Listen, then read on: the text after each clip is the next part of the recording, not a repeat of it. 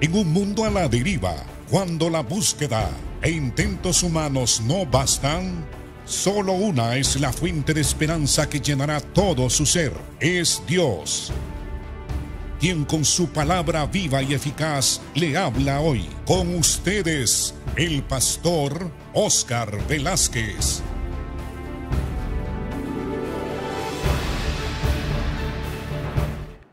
Bienvenidos, hermanos, a este programa. Los felicito a ustedes por su perseverancia y por su deseo de aprender y de examinar conmigo las Escrituras. Estamos estudiando el Evangelio según San Lucas y estamos ya casi por terminar. Estamos viendo cómo Jesús, después de ser escarnecido, azotado, golpeado, le pusieron una cruz, el patíbulo mismo donde él iba a ser crucificado, y lo llevó al lugar del Gólgota, y como Cristo fue ayudado por un hombre llamado Simón de un lugar que se llama Cirene. Estamos en el capítulo 23, versículo 32, donde el texto bíblico dice así: llevaban también con él a otros dos, que eran malhechores para ser muertos. Y cuando llegaron al lugar llamado de la Calavera, le crucificaron allí, y a los malhechores, uno a la derecha y otro a la izquierda. Y Jesús decía: Padre, perdónalos porque no saben lo que hacen. Y repartieron entre sí sus vestidos echando suertes. Y el pueblo estaba mirando. Y aún los gobernantes se burlaban de él diciendo: a otro salvó, sálvese a sí mismo, si este es el Cristo, el escogido de Dios. Los soldados también le escarnecían, acercándose y presentándole vinagre, y diciendo: si tú eres el rey de los judíos, sálvate a ti mismo. Había también sobre él un título escrito con letras griegas, con letras latinas y hebreas, que decía: este es el rey de los judíos. Y uno de los malhechores que estaban colgados le injuriaba, diciendo: si tú eres el Cristo, sálvate a ti mismo y a nosotros. Respondiendo el otro, le reprendió diciendo: ni aun tú temes a Dios estando en la misma condenación. Nosotros, dijo este malhechor, a la verdad justamente padecemos porque recibimos lo que merecemos, lo que merecen nuestros hechos. Mas este ningún mal hizo. Y dijo a Jesús: acuérdate de mí cuando vengas en tu reino. Entonces Jesús le dijo: de cierto te digo que hoy estarás conmigo en el paraíso. Amados hermanos, continuamos estudiando este drama, lo que algunos dicen que es el Vía Crucis de Jesús. Y llevaban con él, dice el relato bíblico, a dos malhechores. Entonces en el camino iban dos malhechores y Jesús.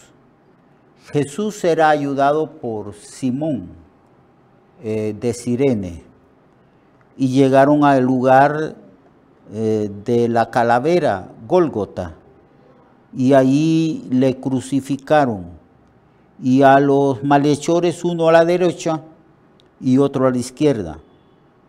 Y Jesús allí crucificado en lo alto decía: Padre, perdónalos porque no saben lo que hacen. Y repartieron entre sí sus vestidos echando suertes, porque en otro evangelio se declara de que la túnica de Jesús era de una sola pieza y no la podían romper echándola a perder. Entonces, para que se cumpliera lo que estaba profetizado en el Antiguo Testamento, que dice, echaron suertes sobre sus vestidos. Entonces repartieron entre sí sus vestidos echando suertes. Y el pueblo estaba mirando, y aún los gobernantes se burlaban de él, diciendo, a otro salvó, sálvese a sí mismo. Y también el ladrón decía lo mismo, sálvanos a nosotros y sálvate a ti mismo. Y todo mundo le escarnecía. Es bien significativo que siempre están repitiendo que Jesús tenía que salvarse a sí mismo y tenía que salvar a otros. Pero, amados hermanos, Jesús fue enviado del Padre a la tierra, se humanó tomando forma humana. Aquel verbo, dice, se hizo carne y habitó entre nosotros, y vimos su gloria como la gloria del unigénito del Padre, lleno de gracia y de verdad. Y es importante enfatizar esta verdad, que Cristo murió por los pecadores. No vino para salvarse a sí mismo, más bien vino para voluntariamente dar su vida en rescate de muchos. En una ocasión Jesús dijo, en una de sus enseñanzas, él dijo, a mí nadie me quita la vida, yo de mí mismo la pongo. Tengo poder para ponerla y tengo poder para volverla a recuperar o a tomar, porque este mandamiento recibí del Padre. Lo que Cristo está diciendo es que Él murió en la cruz y que nadie podía quitarle la vida. Siendo Él Dios y siendo el Dios omnipotente, nadie podía quitarle la vida a Jesús.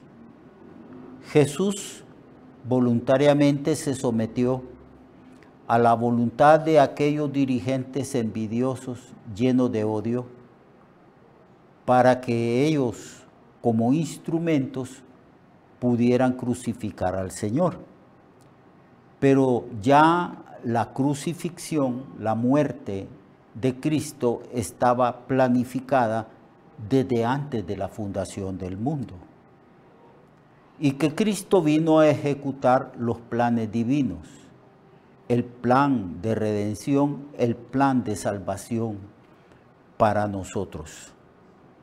Por eso Él declara, a mí nadie me quita la vida, yo de mí mismo la pongo. El Señor bien pudo haber evitado una y otra vez su muerte en la cruz, pero dentro de la soberanía y los planes de Dios y los decretos de Dios estaba establecido de que Él tendría que dar su vida por sus escogidos, por aquellos que Él había escogido desde antes de la fundación del mundo. Jesús también fue escogido desde antes de la fundación del mundo para venir a esta tierra como el Cordero de Dios que quita el pecado del mundo. Por eso es que se enfatiza aquí que muchos decían, sálvate a ti mismo y sálvanos a nosotros, porque la gente no entendía, no comprendía que Jesús está ahí ofreciendo su vida y su cuerpo para expiar los pecados de muchos. Dios cargó el pecado de nosotros o castigó el pecado de nosotros sobre el cuerpo de nuestro Señor Jesucristo en un madero, en una cruz, como lo declara Pedro en una de sus epístolas. Así que Cristo es el significado teológico, el significado espiritual y doctrinal de la muerte de Cristo es que Él está allí muriendo, dando su vida por los pecados, por nosotros los pecadores. Él a eso vino. Él no pecó, Él no podía morir por sí mismo porque Él jamás pecó. Él asumió la muerte y su muerte fue vicaria, o sea, una muerte por los pecadores, por nosotros.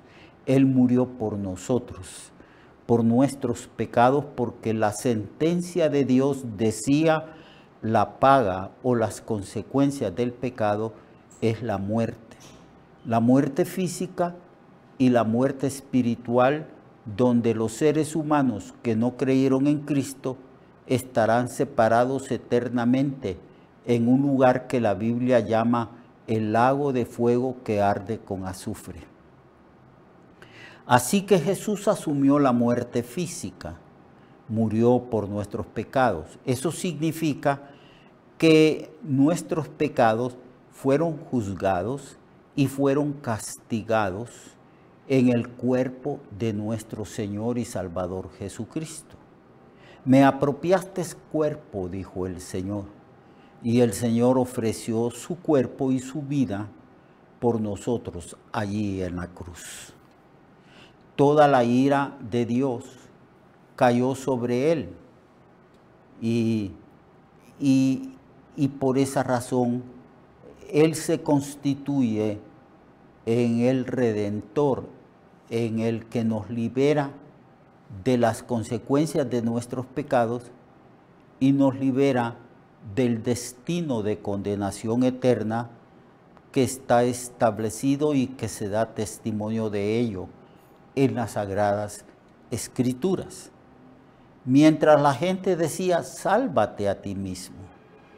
No, Él no se salvó a sí mismo. No tenía por qué salvarse a sí mismo. Él está allí en ese patíbulo romano, clavado, levantado de la tierra, muriendo por los pecadores. Si Él hubiera hecho una demostración de poder, porque Él podía hacer esa demostración, y bajarse de esa cruz de una manera espectacular y admirable, Él no hubiera muerto, pero entonces no hubiera esperanza alguna para ningún ser humano. Todos los millones de seres humanos estuviéramos bajo condenación, sin esperanza alguna. Así que como no comprendían, decían, sálvate a ti mismo y sálvanos a nosotros. Eso fue lo que decían uno de los ladrones. Y también los dirigentes judíos decían, a otro salvó, refiriéndose a la manera en que Cristo hacía milagros y sanaba a los enfermos, pero no puede salvarse a sí mismo. Es que no vino para eso. Él no vino para ser servido, sino para dar su vida en rescate de muchos. Estando ahí en la cruz, Él oró al Padre, dijo, Padre, perdónalos, porque no saben lo que hacen. Y los soldados también le escarnecían y le presentaban vinagre, una bebida vinagre, y Él que era un poco narcótica. Pero el Señor se rehusó tomar esa bebida, quería estar consciente. Él no vino para recurrir a paliativos, Él tuvo que tomar la copa amarga de la muerte expiatoria. Él dijo en una ocasión, amados hermanos, de un bautismo tengo que ser bautizado, y cómo me angustio hasta que esto acontezca, refiriéndose el Señor a que Él tenía que pasar por esa situación de una muerte terriblemente dolorosa. Era un patíbulo terrible. Dicen que los fenicios fueron los que inventaron la cruz y que la adoptaron los romanos. Y que era tan terrible el sufrimiento en una cruz que los romanos habían hecho una ley que prohibía que un romano fuera muerto a través de la cruz. Solamente podían morir los que no eran romanos, los que eran de otra raza. Jesús asumió esa muerte terrible, cruenta, dolorosa. Algunos historiadores dicen que muchas personas bastante fuertes físicamente podían estar hasta 3, 4 y 5 días en agonía en la cruz. Jesús no estuvo tanto tiempo. Cuando se cumplió todas las profecías referentes a su muerte expiatoria, Él voluntariamente entregó su espíritu. Él dijo: Padre, encomiendo a mi espíritu a ti. Entonces dice que dio su vida, cumpliéndose así lo que Él había dicho: a mí nadie me quita la vida, yo de mí mismo la pongo. Tengo poder para ponerla y tengo poder para volverla a tomar. Este es el mandamiento o el plan establecido por Dios. Entonces Dios ya había determinado desde antes de la fundación del mundo la manera como Cristo tenía que morir, porque Él vino precisamente para eso, para dar su vida en rescate de muchos. Ya estaba predeterminado que Cristo moriría en una cruz. Ya había un plan preestablecido de la manera y de la forma en que Cristo iba a morir y cómo previamente iba a ser apresado, juzgado, llevado ante autoridades judías y romanas. Nada hay en este mundo por casualidad. Dios lo ha planificado todo. Por determinado consejo de Dios, Cristo fue entregado a los gentiles y también a las autoridades judías para que el Señor muriese en la cruz para expiar los pecados de aquellos que previamente, desde antes de la fundación del mundo, el Señor había escogido. A los que predestinó, a estos también llamó. A los que llamó, a estos también justificó. Y a los que justificó, aunque todavía no hemos sido glorificados, pero tan cierto es que lo seremos, que la Biblia lo da ya por sentado. Entonces, amados hermanos, este es el significado teológico, doctrinal, espiritual de la muerte de Cristo. Él está muriendo por los pecados de nosotros. Por esa razón, nosotros no seremos juzgados, porque el juicio y la ira de Dios cayó sobre nuestro sustituto, que es Cristo el Señor, en un patíbulo romano que es la cruz. Continuaremos hablando de estas cosas, enseñándolas. Lo espero entonces mañana, para que continuemos estos estudios y podamos ser sabios y conocer la voluntad de Dios y cumplirla en nuestras vidas, porque esa es la mejor manera que podemos agradar a nuestro Señor y Salvador Jesucristo. Dios le bendiga y Dios le guarde.